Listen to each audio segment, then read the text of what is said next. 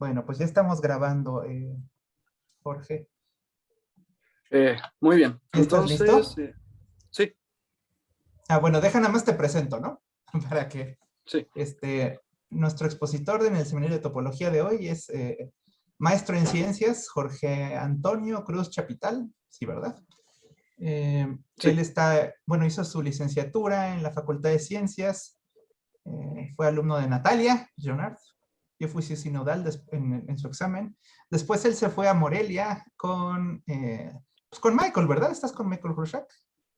Estuviste en la sí, maestría y vas a estar en el doctorado, ¿verdad? sí. Y Bueno. bueno, en el doctorado con él y con Osvaldo. Con él y con Osvaldo, ok.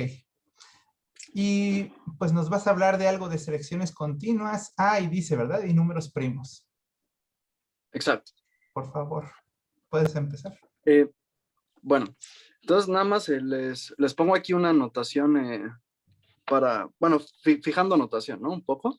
La anotación de la potencia yo creo que es usual. Los A subconjuntos de X, y si tenemos un N en los naturales y yo pongo a X así con corchetitos y arriba un N, entonces estoy refiriéndome a todos los subconjuntos de X de tamaño N. Si pongo menor que N, entonces son todos los subconjuntos de X de tamaño menor que N y menor o igual, pues lo análogo, ¿no? En el caso de el X a la menor que omega, lo que estoy refiriéndome es todos los subconjuntos de X de cardinalidad finita. Aquí, bueno, pues recuerdo que omega son los números naturales, ¿sí? Ahora, si tenemos un espacio topológico, entonces vamos a denotar por f de x al conjunto de todos los cerrados no vacíos respecto a esta topología. Y dado un n en los naturales, denotamos por fn de x a todos los cerrados no vacíos de cardinalidad a lo más n. ¿Vale? Asociado a este conjunto de cerrados está una topología, la topología de Vietoris. Esta es la topología generada por los básicos. De la siguiente forma, tú tómate un subconjunto finito de la topología, es decir, una colección finita de abiertos, y te puedes considerar a todos los cerrados que intersecan a todos esos abiertos y que se quedan contenidos en la unión. Es decir, pues tienes aquí tu cerradito y un básico que lo cubre es, tómate aquí una cantidad finita de bolas y pues básicamente todos los cerrados que van a pertenecer al básico generado por esta cantidad finita de abiertos de los azules son todos los que se quedan contenidos en la unión de estas bolas. Eso básicamente quiere decir que están cerca de mi cerrado rojo. Y mientras más bolas haya, entonces los puntos van a estar distribuidos de manera más equitativa en este cerrado. Entonces podemos pensar como que esta condición de alguna manera obliga a los cerrados que están en este abierto a parecerse a este cuadradito rojo, y esta condición los obliga a estar cerca del cuadrado rojo, ¿no? Entonces son cosas que pues más o menos se parecen al rojo en ese sentido, ¿vale? Todos los espacios que vamos a trabajar en la plática van a ser T2, por lo menos. Y eso lo pido para que, pues, bueno, una de las razones, ¿no? Es para que este conjunto coincida con este menos el vacío. Muy bien. Ahora, lo primero que vamos a definir es qué es una selección continua, que es de lo que se va a tratar la plática.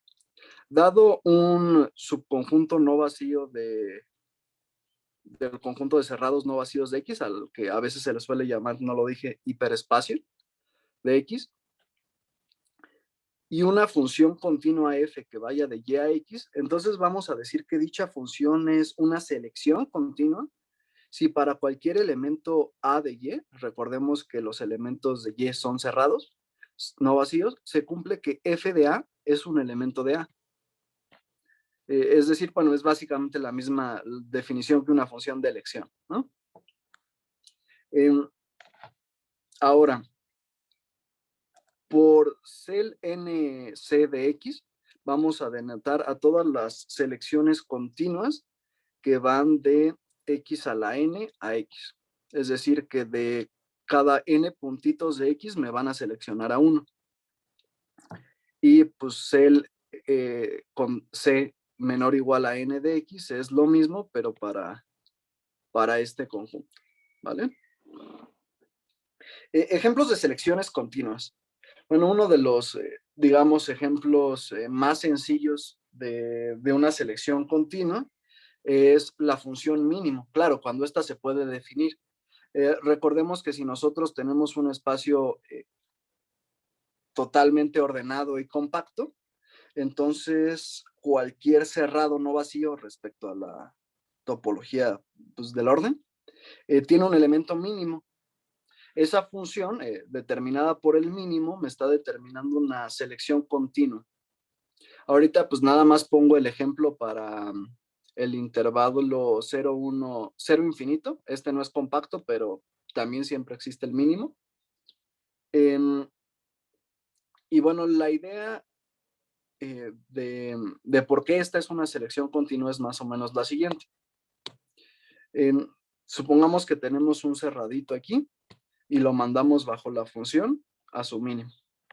Entonces, para verificar que la selección es continua, uno agarra un abierto aquí y entonces quiere encontrar un básico aquí, de tal manera que cualquier elemento del básico vaya a dar a este intervalo. Y bueno, claro, que el cerrado original pertenezca a ese básico. Entonces, lo que hacemos es simplemente copiar al abiertito que nos estamos tomando alrededor de la imagen, aquí, y completarlo. Es decir, tomarse, digamos, aquí todos los puntos. Déjenme mejor lo pongo con otro color.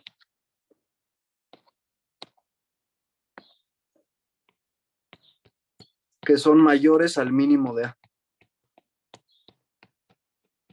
Entonces, pues efectivamente A se queda en el básico generado por el abierto azul y el abierto verde. ¿Por qué? Porque A se queda contenido en la unión debido a que cualquier cosa que no sea el mínimo que se queda en el azul, pues es mayor al mínimo y se queda en el verde. Y bueno, en el caso en el que A tenga más de un punto, si A solo tuviera un punto, entonces con el abiertito azul le basta. Pero si A tuviera más de un punto, que es el caso interesante, pues efectivamente A interseca tanto al azul como al abierto verde. Y además, cada que yo me tomo un cerrado que pertenezca a ese básico, entonces debe de haber un punto de dicho cerrado en el intervalo azul. Por lo tanto, pues el mínimo debe de, por un lado, debe de estar, ser menor al mínimo de los puntos en el intervalo azul y debe de quedarse contenido, bueno, debe de estar menor que el punto que yo sé que existe en dicho intervalo. Entonces, si yo ya sé que existe un punto en el intervalo azul que pertenece a mi cerrado y está aquí, entonces el mínimo debe de estar por acá y por lo tanto la función manda al cerrado a algo por aquí. ¿Se entiende más o menos cuál es el argumento? Sí, creo que sí fue claro. Muy bien. Ahora, el mismo argumento sirve cuando tú tienes a un espacio totalmente ordenado, sin pedirle nada más, pero no para construir una selección continua sobre todo el hiperespacio, sino sobre el conjunto de los cerrados no vacíos que tienen mínimo. Es decir, en general no, para un orden cualquiera, pues sabemos que a menos que sea un buen orden, no todo cerrado no vacío va a tener mínimo. Si nos restringimos en general a un espacio totalmente ordenado o débilmente ordenado, al conjunto de todos los cerrados que sí tienen mínimo respecto al orden, entonces esta función, siguiendo el mismo argumento, va a ser una selección continua. En particular, existen selecciones continuas que van de los conjuntos de dos elementos de los reales, por ejemplo, a los reales. Pero, por ejemplo, no existe una selección continua que vaya de todo el hiperespacio de los reales a los reales. En general, pues no todo su conjunto cerrado de los reales tiene un mínimo. Por ejemplo, los enteros negativos, ¿no? Entonces, no sirve esta idea aquí, pero de manera más general, pues no existen las selecciones continuas, ¿vale? Como, pues más o menos se puede quedar claro después de cierto estudio de estas cosas, y en general, cuando uno estudia teoría de conjuntos, esto de elegir y ordenar, pues son dos conceptos muy parecidos, ¿no? Un ejemplo de esto lo podemos ver entre la equivalencia del axioma de elección y el teorema del buen orden. Pasan fenómenos, digamos, análogos cuando estamos hablando de este fenómeno de seleccionar cosas agregando la continuidad al asunto. Ernest Michael, que fue la persona que introdujo este concepto de selecciones continuas, demostró que si un espacio X es conexo, entonces es equivalente que X sea débilmente ordenable a que CL2C de X sea distinto del vacío. Es decir, que existe una selección continua F que va de X cuadrada a X. Esto básicamente es porque esta función f que existe en el caso de que x sea conexo, siempre se va a ver como tomar el mínimo entre dos puntos. Es decir, si tú defines el orden f, x es menor que y, si solo si f de xy es igual a x, entonces esto en el caso de espacios conexos siempre te va a determinar un orden total que es compatible con la topología. ¿Vale? Posteriormente, Van Mil y Wattel demostraron que básicamente lo mismo es cierto para espacios compactos. Recordemos que si un espacio compacto es débilmente ordenable, entonces es ordenable, ya que pues, las topologías de orden siempre son T2. Lo que ellos demostraron fue que son equivalentes para un espacio compacto, que existe una selección continua sobre todo el hiperespacio, a que exista una selección continua sobre X cuadrada, y eso es equivalente a que el conjunto X sea ordenable. Digamos, estas, el 1 implica 2, nada más es restringiendo, y el 3 implica 1, de nuevo es solo tomando la función mínimo, debido a que es compacto, entonces cualquier cerrado sí va a tener un mínimo. La parte difícil de ese teorema, digamos, es probar que 2 implica 3. Y la demostración se hace por recursión, construyendo el orden recursivamente. Muy bien. Posteriormente, Salvador, García Ferreira y Sánchez generalizaron este teorema para el caso en el que X es un espacio pseudocompacto. Ellos demostraron que para espacios pseudocompactos es equivalente, de nuevo, al igual que con el teorema de Michael, ser débilmente ordenable a que el C2 de X sea distinto del vacío. Debido a, pues, digamos, todos estos fenómenos, Van Mil y Wattel preguntan, de hecho, en este mismo artículo, si es cierto que para un X arbitrario, recordemos siempre T2, es lo mismo ser débilmente ordenable a que el 2 de X sea distinto del vacío. Esta pregunta pues permaneció abierta por mucho tiempo. De hecho, es uno de los 20 problemas del libro de Open Problems in Topology 2. Y bueno, Michael Hrusak y Iván Martínez Ruiz la contestaron con un no. existe en ZFC un sí espacio tal que admite una selección continua para X cuadrada. Aquí debería decir X. Pero X no es débilmente ordenable. La manera en la que demuestran esto es básicamente utilizan la familia casi ajena maximal.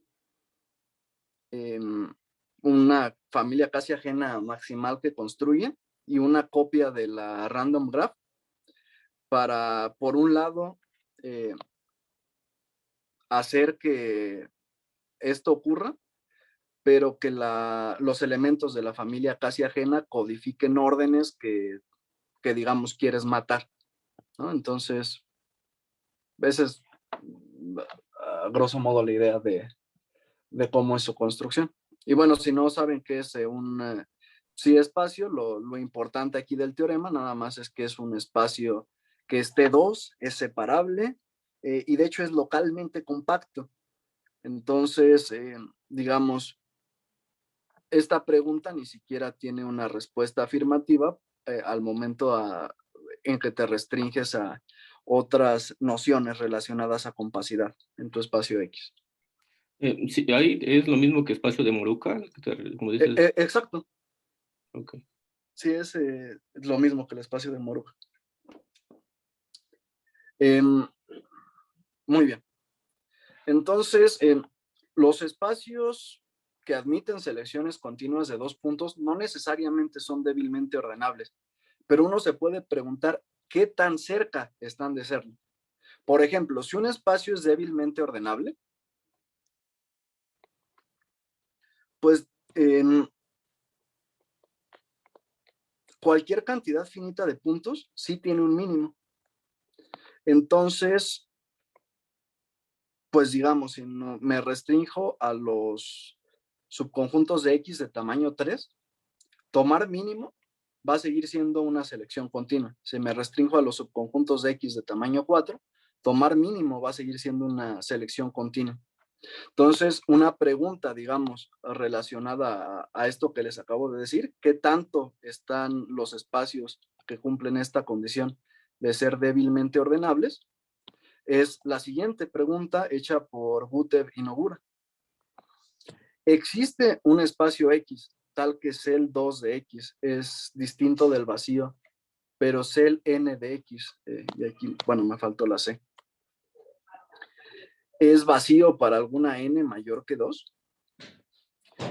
El espacio que construyeron Michael e Iván no sirve para contestar esa pregunta, ya que de hecho ellos demostraron que cualquier espacio separable que cumple esta condición, que cel 2 de X sea distinto del vacío, también va a cumplir que cel n de X es distinto del vacío para cualquier n mayor que 2.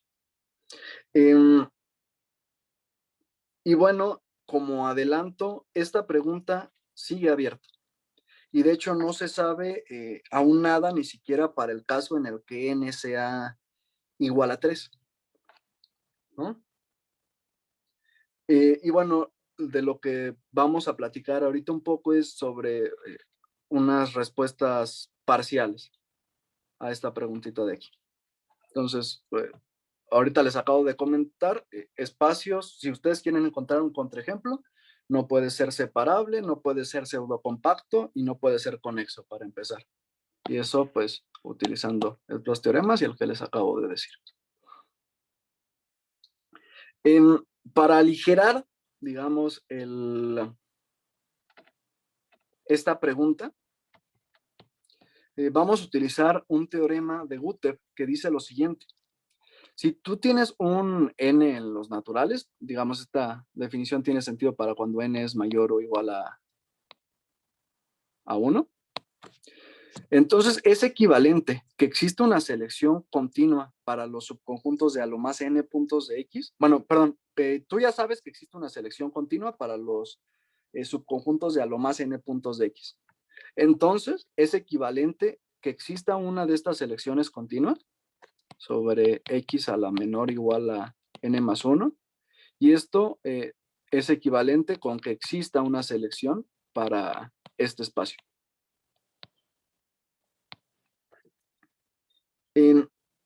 Entonces, pues,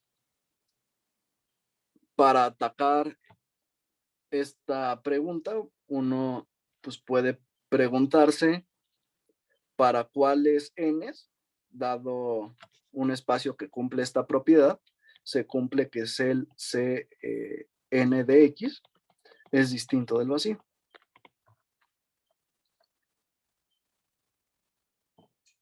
Gutev demostró que si n es mayor o igual a 1 y Cel menor o igual 2n más 1 de x es distinto del vacío, entonces Cel menor o igual de 2n más 2 de x, aquí me faltó poner x, también va a ser distinto del vacío. El propósito de esta plática es generalizar este teorema de aquí a través de este. Tú ya sabes de entrada que K es un natural mayor o igual a 2, tal que existe una selección continua sobre los subconjuntos de X de a lo más K puntos. Ahora, si M es un número que está entre K y 2K y M no es primo, entonces el M de X es distinto del vacío. Esto pues generaliza el teorema de arriba porque en particular pues 2n más 2 nunca es primo, ¿no?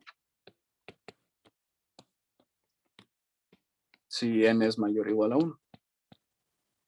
Y bueno, a este me lo tomo como m y a 2n más 1 me lo tomo como k. Entonces, una pregunta que, digamos, debido a la historia parecía muy conjuntista, pues estamos viendo que también pues tiene cierta relación con la combinatoria finita. Bueno, a mí se me hizo, por ejemplo, muy bonito encontrar. Nunca esperé que fuéramos a encontrar primos en esta teoría. Entonces, siento que es algo bonito de platicar. Muy bien. Entonces, ¿alguien tiene alguna duda hasta el momento?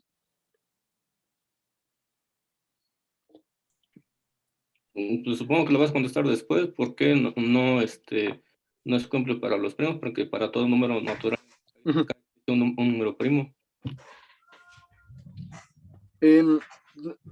Bueno, sí. Ahorita nada más, antes de pasar ya a empezar a demostrar el teorema, ¿recuerden el postulado de Bertrand? ¿Sí era ese? Siempre hay un número primo entre cualquier K y 2K, ¿verdad? Sí.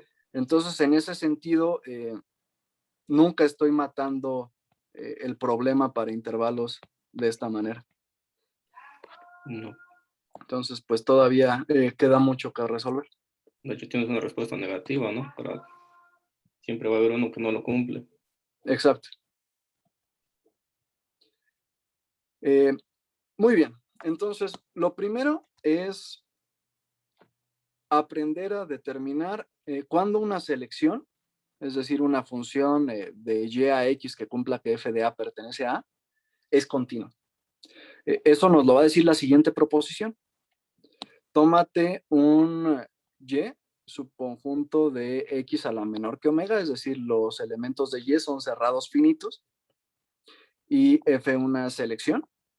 Entonces son equivalentes que f sea continua a que para cualquier n mayor o igual a 1 y n puntos en y,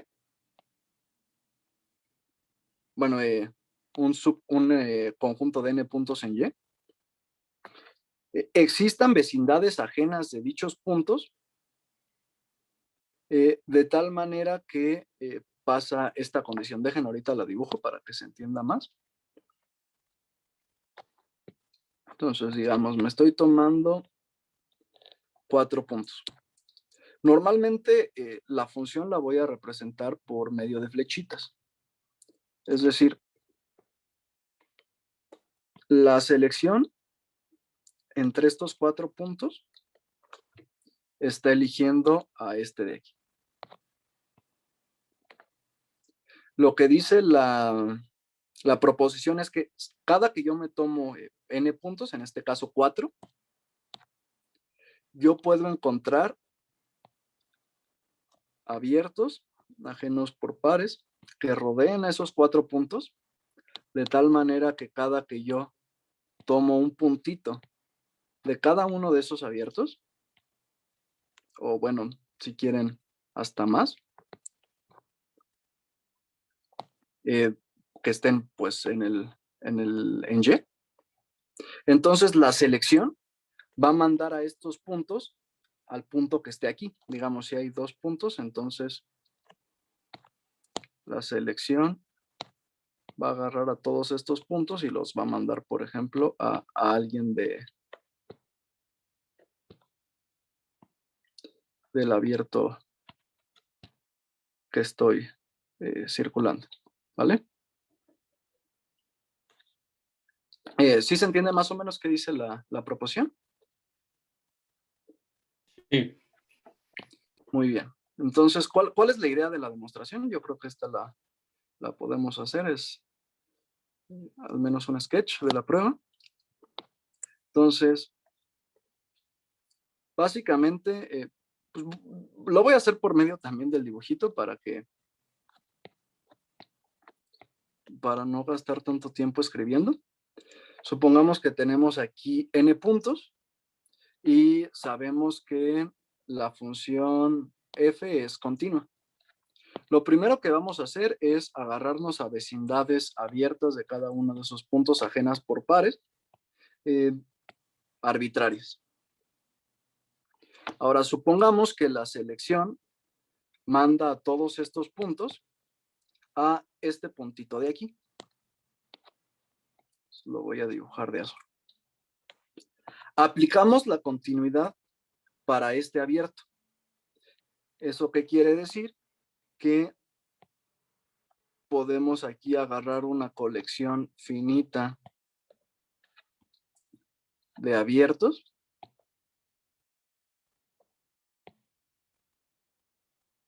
de manera que el básico generado por dichos abiertos cumple que cualquier punto en dicho básico va a dar a este abierto verde.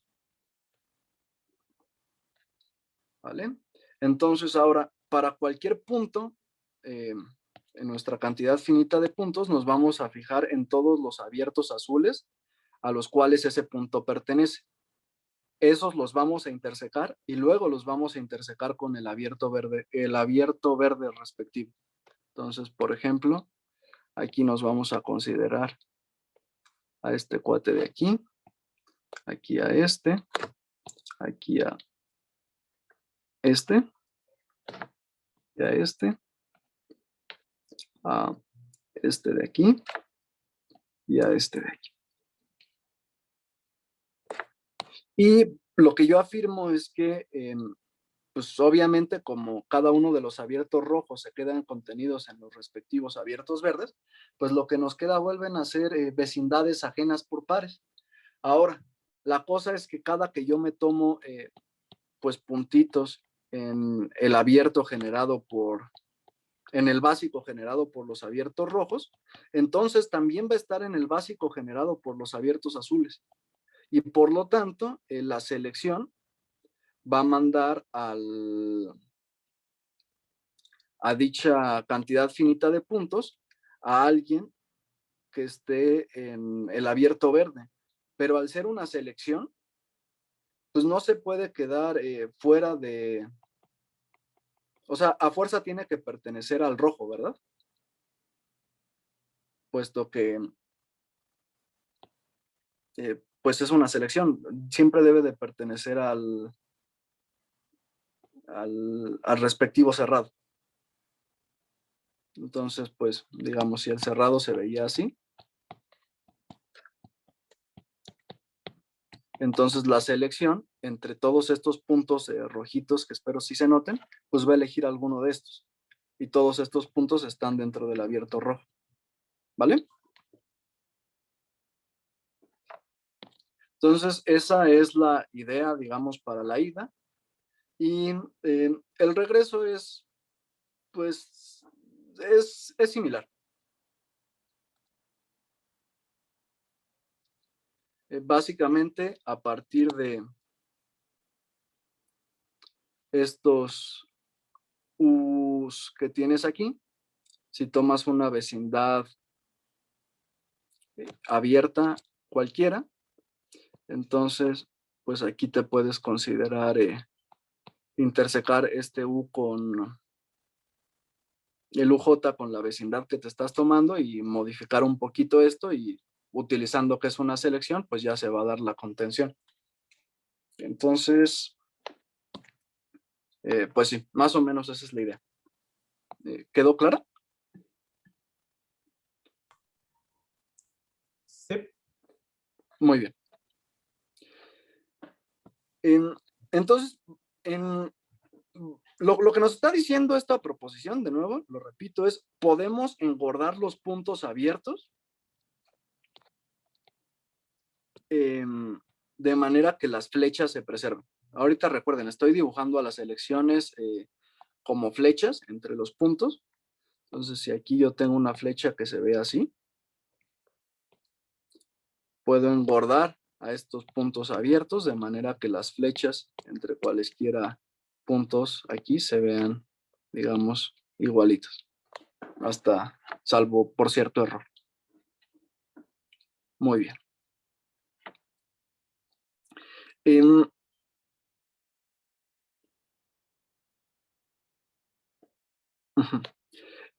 En particular, eso nos está diciendo que pensemos en que Y sea, digamos, para facilitar el dibujo, que sea X cuadrada, ¿no? Entonces, el dominio de Y son nada más pares no ordenados de puntos. Lo que me está diciendo el teorema en este caso es que si yo tengo una flecha que va de este punto a este, entonces yo la puedo engordar de manera que, digamos, todos los puntos se vean así. Al pensar en las selecciones como flechas, de alguna manera podemos pensar a los subconjuntos de X como gráficas ordenadas, ¿no? Entonces, no solo se preservan las flechas, no solo podemos engordar, digamos, los puntos a flechas, sino que si nosotros tenemos una gráfica ordenada de este estilo en X, es decir, tenemos aquí 3 puntos, la selección entre estos dos elige a este, entre estos dos elige a este, y entre estos dos elige a este, entonces, básicamente aplicando la proposición anterior, podemos engordar a cada uno de estos puntos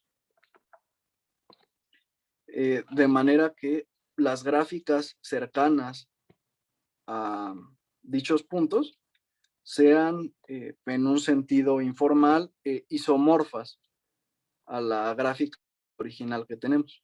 Es decir, una gráfica como de este estilo la estamos copiando aquí, aquí y aquí. Eso es básicamente de lo que nos está hablando la siguiente definición. Toma dos enteros, n mayor o igual a k, mayor o igual a 2, y un subconjunto de fn de x, y f una selección continua de y a x. Entonces vamos a decir que una colección de abiertos no vacíos y ajenos por pares preserva f k relaciones. Sí, solo sí, cada que yo me tomo k de esos abiertos, entonces la condición del teorema anterior se cumple, es decir, existe B en dicha colección, de tal manera que F aquí debería de decir, del generado de B, intersección X a la K, se queda contenido en B. Es decir, tengo aquí, vamos a suponer en el dibujo que K es igual a 2, entonces estos abiertos preservan F2 relaciones. Si cada que yo me tomo 2 abiertos en esta colección finita, digamos este y este, entonces todas las flechas apuntan hacia el mismo abierto. Es decir, cualesquiera dos puntos que yo me tomé aquí van a apuntar, digamos, acá. Acá o acá. ¿Vale? Y esa es la idea de preservar FK relaciones. Y bueno, preservar F relaciones es preservar FK relaciones para cualquier K mayor o igual a N. Entonces, es una noción, digamos, en la que estamos pensando, de nuevo digo, a subconjuntos finitos de X como gráficas dirigidas, donde pues la F son las flechas, y los abiertos los conjuntos de abiertos que preservan relaciones son aquellos que pues me están determinando gráficas isomorfas cercanas en el sentido informal. Ahorita defino formalmente qué quiere decir eso. Bueno, como les había comentado, como corolario del teorema anterior, si uno interseca testigos la suficiente cantidad de veces, entonces podemos ver lo siguiente: si n es mayor o igual a 2 y f es una selección de a lo más n puntos de x continua, y m es mayor o igual a n, entonces cada que yo me tomo m puntos en x distintos, entonces existen vecindades ajenas de dichos puntos que preservan f relaciones. Si se fijan, el teorema anterior básicamente estaba demostrando este corolario para el caso en el que m es igual a n. Muy bien. Esto es una definición muy importante que motiva la siguiente definición. Y es, ¿qué es que dos selecciones sean isomorfas? Pues dos selecciones son isomorfas, si en dibujito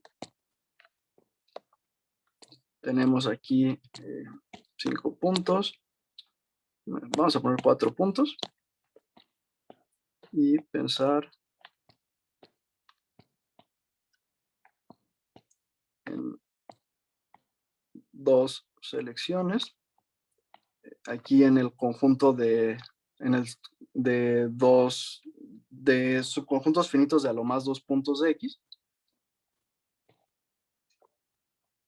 y podemos pensar que, digamos, tenemos a estas dos selecciones, ¿no? Entonces, estas dos son isomorfas si existe una función biyectiva de z a y, supongamos que este es z, este es y, de tal manera que pues la función preserva las flechas. En este caso,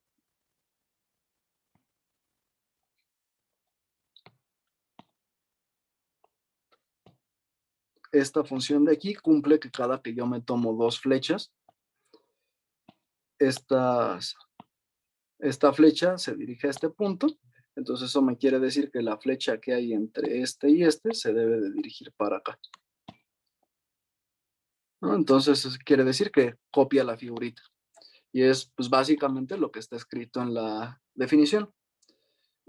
Ustedes se podrían preguntar por qué, si estoy hablando de selecciones continuas, mi noción de isomorfismo no está involucrando abiertos o algo así. Y eso es simplemente porque solo voy a considerar isomorfismos entre selecciones sobre conjuntos finitos. Y cualquier selección y función sobre un conjunto finito, pues es continua. Ahora, en general, si tenemos una selección G en un conjunto y una selección F en un conjunto X, donde, bueno, aquí dice sobre quiénes son sus dominios, podemos definir a P de G como los cerrados, tales que F restringido a S a la N es isomorfo a G. Y la cosa importante de estos es que noten que Estas son básicamente las clases de equivalencia de selecciones sobre, en este caso, los subconjuntos de exactamente n puntos de G. Es decir, esta noción de aquí me está determinando una relación de equivalencia sobre pues, cualquier conjunto que la considere. Si yo considero al conjunto de todos los subconjuntos de X de exactamente n puntos, entonces relacionar a dos de dichos conjuntos si las selecciones restringidas son isomorfas, me define una relación de equivalencia, y aquí básicamente lo que yo estoy diciendo es, bueno, estas son las clases de equivalencia y las puedo indexar por funciones, selecciones en Y, ¿vale? Entonces eso es Oye, básicamente Jorge, lo que una quiero decir. pregunta. ¿Qué pasó? En esta definición, ¿Z y Y son finitos o no? Ahorita, como yo lo voy a trabajar, sí van a ser finitos, pero en principio la definición pues tiene sentido aunque no lo sean. Ujú. Ok, Es decir, pero básicamente ahorita lo al que vas momento a de usar hacer la es... demostración, Ujú, voy a considerar el caso en el que Y sea finito. Es ujú, decir, por ejemplo, aquí me podría considerar a un Y que tenga 4 puntos, y si aquí me considero a X, entonces me fijo en los conjuntos de 4 puntos, tales que la selección F restringida a esos 4 puntos se ve igual que la selección Y, ¿no? Entonces ujú. me considero todos esos cuartetos de puntos que se ven igualitos a la selección en Y que me estoy tomando. Eso es básicamente lo que voy a hacer ahorita. Ok, ok. ¿Vale? Muy bien. Entonces, pues un teorema que es básicamente consecuencia de lo que estábamos diciendo en este corolario es el siguiente. Supongamos que tenemos un conjunto de m puntos y una selección continua en X de los conjuntos de a lo más k puntos, donde k es menor o igual a m y n es menor o igual a k. Ahora, ¿qué papel juega n? El papel que juega n es que el conjunto de todos los P de G, tal que G es una selección continua sobre los subconjuntos de Y de a lo más n puntos, y P de G es distinto de vacío, es una partición de X. Es una partición de X justo por lo que les estaba comentando. Estas son simplemente las clases de equivalencia de X, perdón, de X a la M, quería decir. Es una partición de X a la M. Y de nuevo, eso es porque estas son básicamente las clases de equivalencia de acuerdo a la relación isomorfismo. Lo interesante es que esta partición es una partición en Clopens respecto a la topología de Vietoris. Y eso se demuestra básicamente con el corolario que escribimos aquí. Habíamos comentado que este corolario nos estaba diciendo que podemos engordar puntos de manera que las gráficas generadas cercanas a esos puntos sean isomorfos. Y pues justamente la noción de isomorfismo que nos sirve para que eso que digamos sea cierto es esta de aquí. Y bueno, ¿por qué es importante este teorema? Lo es porque para definir una selección continua de X a la M en X, puesto que esta es una partición en abiertos cerrados, pues basta definir selecciones continuas sobre cada una de estas cosas, ¿no? Y ahora, la cosa importante es que, digamos, supongamos que tienen una gráfica que se ve así. Es decir, esta es una selección sobre los conjuntos de 2 puntos de X. Y ustedes quieren definir una selección continua sobre todas las triadas de puntos, tales que la gráfica tiene este dibujito. ¿Se les ocurre alguna?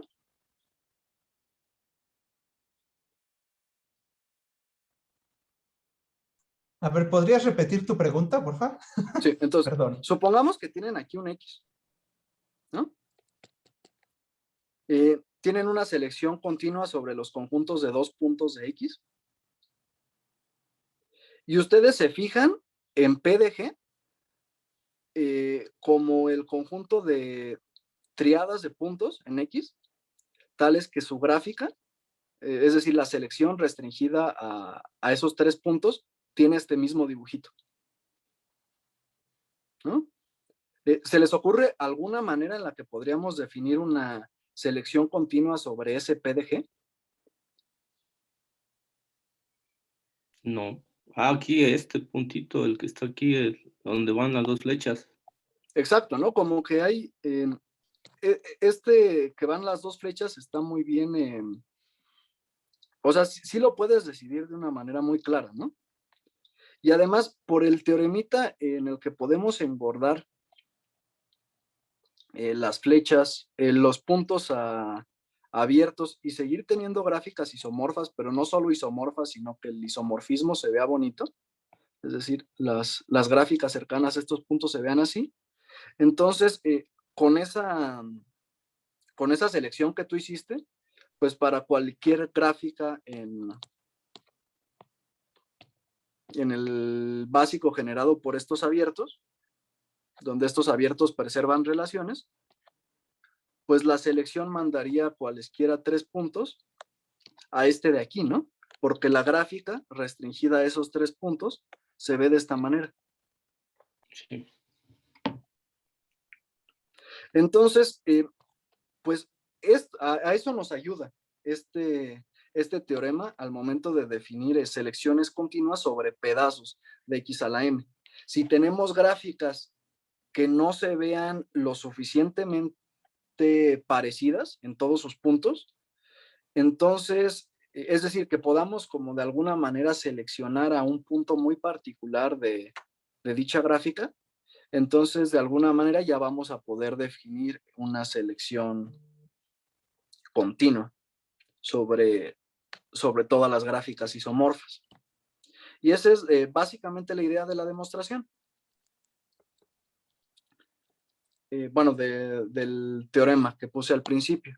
Nada más que no necesariamente vamos a elegir un punto, sino que vamos a hacer, digamos, una selección parcial. ¿En qué sentido? De un conjunto de, digamos, 5 puntos, puede que nosotros elijamos a 3 de estos puntos particulares. Y ahora a estos 3 puntos nosotros le podemos aplicar una selección que elija entre 3 puntos a 1, y eso a composición, digamos, de funciones nos va a dar una selección continua.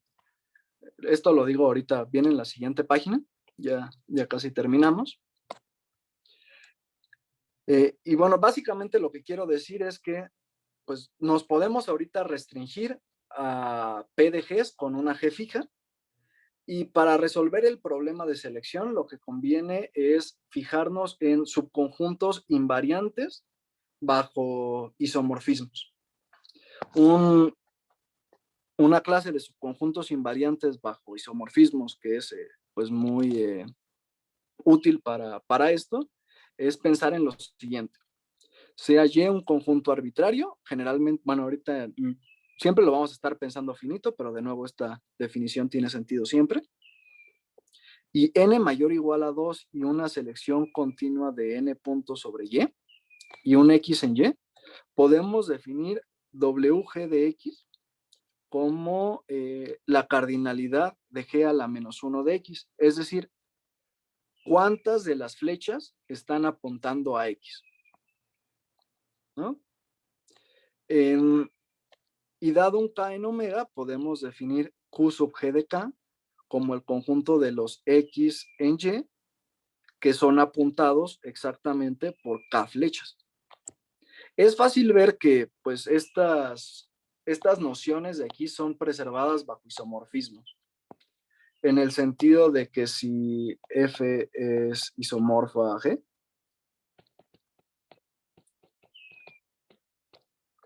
por medio de phi, entonces WG de X es igual a WF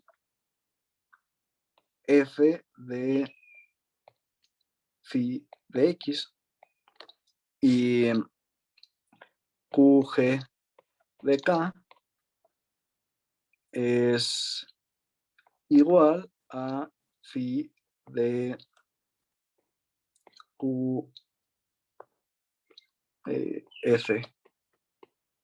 de K. Tal vez me confundí ahorita en los de estos, pero esta es como la idea. ¿Vale? Y entonces una vez que observamos eso, uno lo que puede demostrar, esto supongo que ya no nos da tiempo de hacerlo, es que si yo tengo, fijo una selección G en cel N de YM, donde YM es un conjunto de exactamente M puntos. ¿Vale? Tengo una selección F continua sobre este dominio, y la cosa es que si existen X y Y distintos en Y, tales que WG de X es distinto de WG de y M es menor o igual a 2K, entonces existe una selección continua sobre X. Y bueno, no lo demostramos, pero la idea es justo lo que les había dicho. Estos QG de K me están generando una partición sobre los conjuntos de, en este caso, M puntos. Y son particiones que, por decirlo de alguna manera, son preservadas bajo isomorfismos. Entonces, esta condición lo que me está diciendo es que hay un pedazo de la partición que tiene poquitos puntos. Poquitos puntos, ¿cuántos son?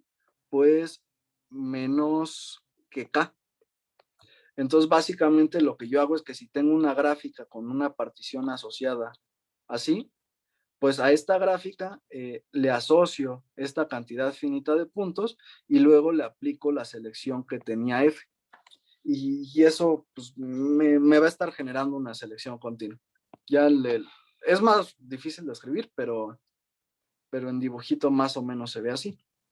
Y una vez que tenemos ese lema, pues ya podemos concluir el teorema que queríamos demostrar si notamos lo siguiente. Si M es un número natural mayor o igual a P, P es primo, y G es una selección de YM con YM, recuerden, tiene la cardinalidad M, que cumple que WX es igual a WY para cualesquiera X y Y en YM, entonces P no divide a M. Y bueno, esto sí lo pensaba demostrar, pero creo que ya no tenemos tiempo. Entonces, pues bueno, ya ustedes me dicen nada más. Pues esto... Ya supongo que es que si divide a M, entonces lo divides en esa cantidad y no sabrías cuál asignarle, ¿no? Porque hace un rato, como ciencia, la asignación de tomaste el que tenía menos puntos. Sí, exacto. Esta cosa de aquí nos permite ver a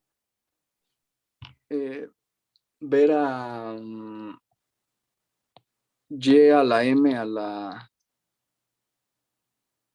P como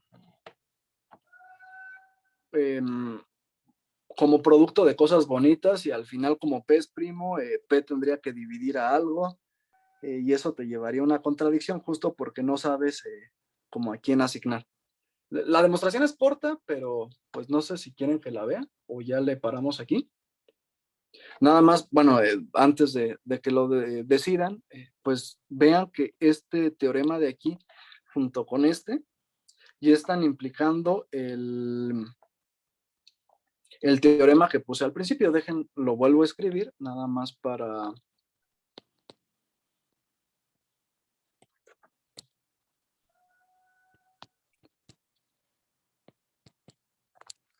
que quede claro, con P', bueno, perdón, con CK y M mayor o igual a 2, y supongamos que el de CK de X es distinto del vacío, y M es menor o igual a 2K. Y está entre 2K y K. Entonces, el CM de X es distinto del vacío. Si M no es primo. Pues la manera en que demostramos esto a partir de este lema y este teorema y este lema de aquí es que, bueno, si M no es primo, entonces existe un primo P menor o igual a K que divide a M. Para este primo P se va a cumplir que cualquier selección continua de tamaño P, bueno, de los subconjuntos de YM de tamaño P, que yo me tome, va a cumplir que existen dos puntos distintos X y Y en YM que cumplen esto. Sí. Y por lo tanto, pues va a existir por el lema anterior una selección continua sobre el pedazo de la partición asociado a dicha selección para cualquier G. Y bueno, eso terminaría el resultado, ¿vale? ¿Sí se entendió más o menos? Sí, sí. Vamos a ver. Sí. Muy Sí, a bien, mí me entonces. gustó bastante tu exposición. Muchas gracias, Rodrigo. Y bueno, como les digo, el problema aún sigue abierto. Digamos, hay varias preguntas que uno podría intentar contestar. Gutev, de nuevo, demostró que existen espacios para los cuales el C de n más 1 de X es distinto del vacío, pero el C de n de X es vacío. De hecho, digamos, el seno del topólogo, en vez de agregar la línea, tú agregas n puntos aquí, y eso te da pues un espacio con esta propiedad. Entonces, digamos, el problema inverso al que planteábamos en un principio ya está resuelto.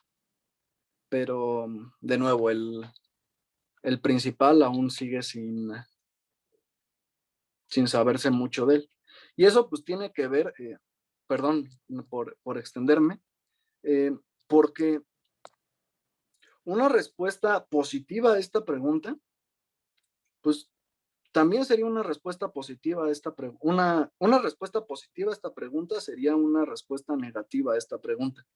Pero la única respuesta negativa a esta pregunta que se conoce es el espacio dado por este teorema. Entonces, pues, en cierto sentido, esta pregunta, pues, es más difícil que esta, ¿no?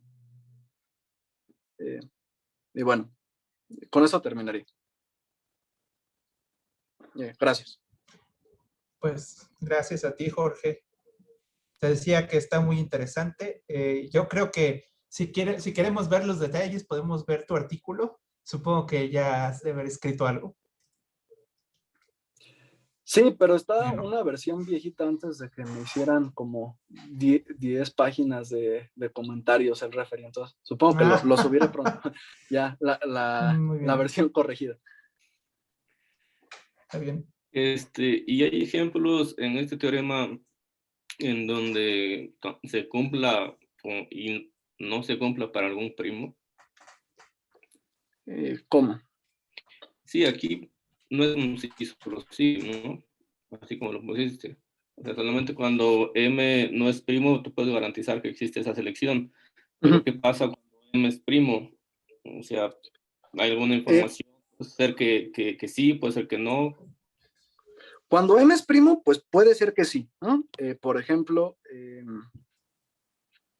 pues de nuevo, para todo M mayor o igual a 2, S que va de R a la M a R dada por pues, S de un X1 hasta XN igual al mínimo de estos cuates, pues es una selección continua. Entonces, sí sabemos que existen muchos espacios para los cuales este teorema, de hecho, es cierto para cualquier M en los naturales. Y justo la pregunta de Gutev es si existe un M para el cual esto no sea, sí sea vacío, a pesar de que el 2 de X sea distinto del vacío. Y la cosa es que no se conoce absolutamente nada.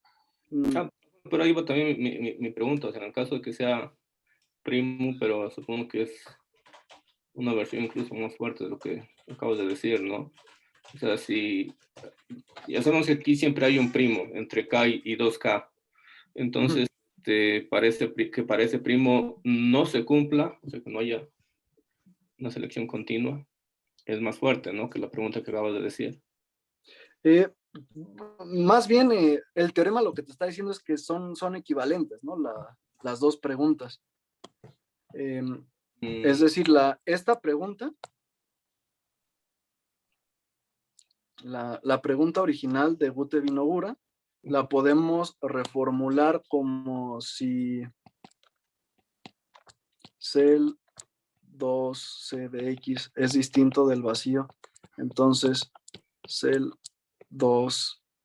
n de x es distinto del vacío para todo n mayor o igual a 2. Y lo que está diciendo este teorema es que esta pregunta, esta de Gutev, es equivalente a esta. Si cel 2c de x es distinto del vacío, entonces cel c p de x es distinto del vacío para todo p mayor o igual a 2.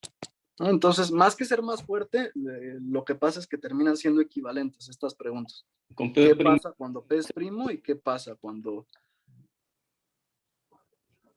n es un natural? Cualquiera. Y aquí debería ser, sí, para todo p primo, ¿verdad? Okay. Entonces ahí donde como que quieres tu teorema, lo que me lo imagino así como que das, si ya lo tienes para K, entonces puedes probarlo para mayores que K, pero ahí tienes algunos huequitos que son los primos, ¿no? Exacto. Lo que te faltaría. Exacto, son los que te faltan por cubrir. Y de hecho te falta, o sea, justamente de 2 a 3 ni siquiera lo conoces, ¿verdad? Supongo que. Exacto. Ahí está el primer gap, ¿no? En el argumento, digamos. Sí, es una mala suerte que 3 sea primo. Ya. Muy interesante. ¿Hay alguna otra pregunta que se quiera hacer? No, sugerencia para el título del artículo. Aplicación de topología general para estudio de los números primos. No lo escuché porque estaba, o sea, no se escuchó, creo. ¿Cómo sería? ¿Cómo dije? Sí, Jorge ya lo sabe. Aplicación de topología general para los números primos. Ah, ok. Pues sí, así estás diciendo dónde están, ¿no? Los primos. Exacto. Muy bien. ¿Y se ha hecho algo en lugar de tomar conjuntos finitos, no sé, compactos o algo por el estilo? Tal vez no tomar todos. Sí, de hecho hay muchísimos teoremas de selección muy importantes, los cuales no conozco, pero sé que son muy importantes. Por ejemplo, en topología de dimensión infinita, creo que hay igual teoremas de selección para conjuntos convexos. Igual en general hay para compactos. También se puede cambiar, por ejemplo, la topología de Vietoris por la topología de Fell. U otras topologías y hacerse las mismas preguntas. Digamos, podría decirse que la pregunta más difícil de todas es esta mera de aquí, pero cuando cambias cel C2 de X por existe F de todo el hiperespacio a X, ¿no?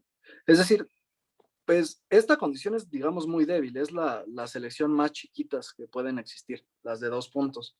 Pero ¿qué pasa si pides que existe una selección sobre todo el hiperespacio? Entonces, ahí no se sabe absolutamente nada. Una vez le pregunté a Michael y él me dijo que, pues básicamente no se ha atacado esa pregunta, no porque no sea interesante, sino porque de verdad nadie tiene idea de cómo atacarla. Pero sí, esa pregunta, por ejemplo, sería muy interesante también. Y sí hay, de hecho, por ejemplo, en el libro de Recent Progress in Topology 3,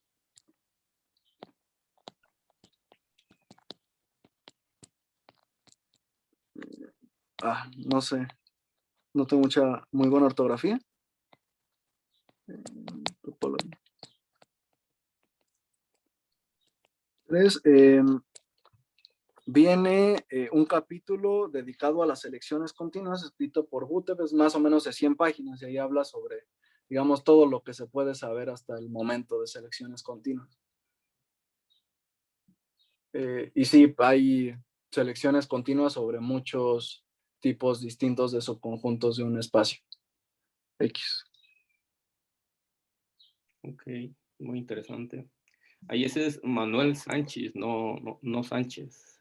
Sí, Sánchez, es Sánchez, con la I. Sí lo escribí, pero creo que lo dije mal, ¿verdad? Sánchez. No, estaba escrito bien. Pero dijo Sánchez.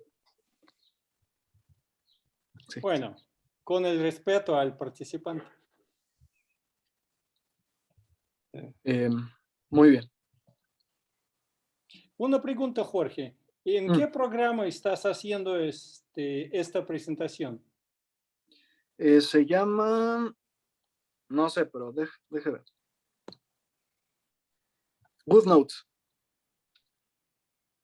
GoodNotes. Ajá. Uh-huh.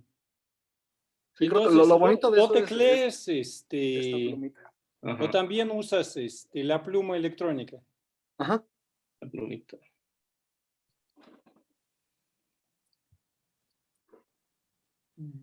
Sí, sale bien. Y se ve bien. Bueno, voy a detener la grabación.